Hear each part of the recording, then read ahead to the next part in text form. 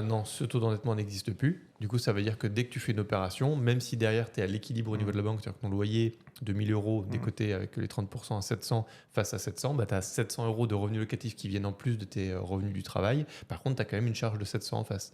Donc, quand tu étais à zéro à l'époque, là, tu es peut-être à 15% d'endettement. Tu vois.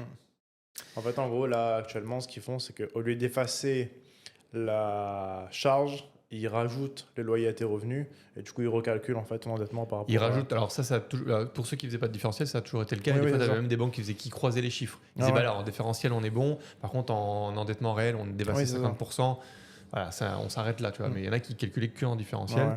Et effectivement, ça a toujours été un peu le cas sur le taux d'endettement classique. Tu ajoutes le loyer, une fois la décote fait des 30%, au revenu, à la case revenu, et le crédit de l'immobilier rentre dans la partie charge avec éventuellement le loyer pour la résidence principale ou alors le crédit de la résidence principale, quoi.